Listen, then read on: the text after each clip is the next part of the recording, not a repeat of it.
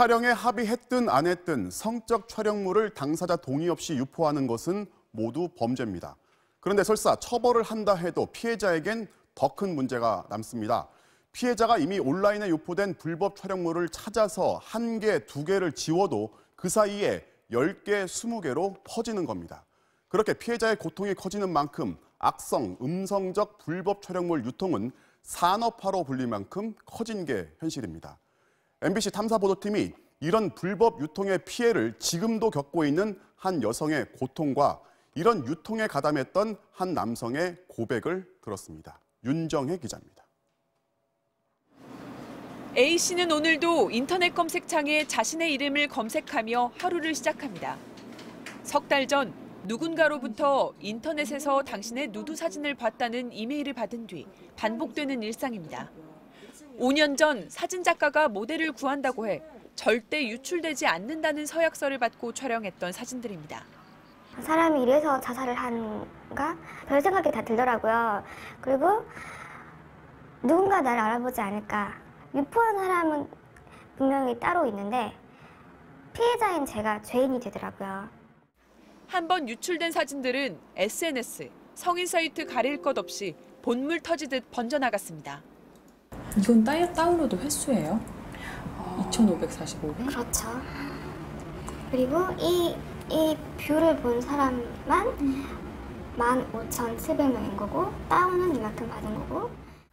대학생 B씨는 2년간 성인 채팅 사이트에 링크 광고 아르바이트를 해왔습니다.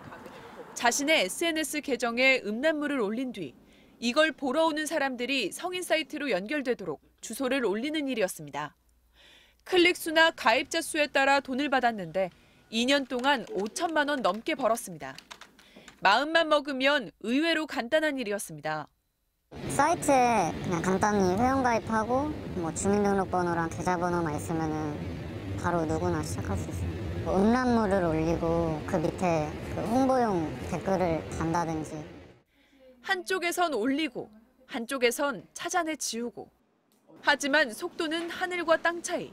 유모차와 스포츠카의 경주나 다름없습니다.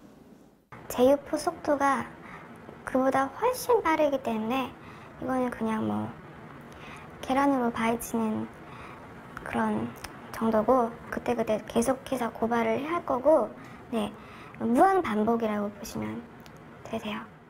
아무래도 트래픽이 많이 나오니까 사람들의 유입이 많이 되니까 그 조사받을 때 내용을 보니까 저 때문에 직접적으로 피해보신 분도 있더라고요.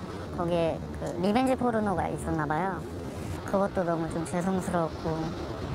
피해자 A씨는 이런 지옥 같은 일상이 자신이 죽어야 끝날 것 같다고 절망했습니다. 그러는 사이 이런 불법 영상으로 누군가는 돈을 벌고 있습니다. 불법 촬영과 유출, 유포, 그리고 소비가 돈으로 연결된 하나의 산업이 되어버린 겁니다. 제2의 소라넷으로 불리는 SNS, 텀블러입니다. 여기엔 온갖 불법 촬영 영상들이 매일 올라옵니다. 팔로워 수가 늘면 영상을 추가로 올리겠다. 음란물 유포 계정들은 이렇게 촬영물들을 미끼로 팔로워를 늘립니다. 팔로워 수가 곧 돈으로 직결되기 때문입니다. 인터넷에선 만 명당 10만 원까지 거래되고 있습니다. 성인 사이트 하는 사람들이 그걸 사요. 50만 원, 100만 원에. 그걸 파는 거예요. 그러면 이제 거기다 광고를 쫙쫙 뿌리는 거죠. 텀블러의 음란물 유포 계정에 붙어있는 링크 광고를 클릭했더니 국내 웹하드 업체로 연결됩니다. B씨가 했던 게 바로 이런 일입니다. 해당 업체 관계자는 아르바이트생들이 알아서 한 일이라고 선을 긋습니다.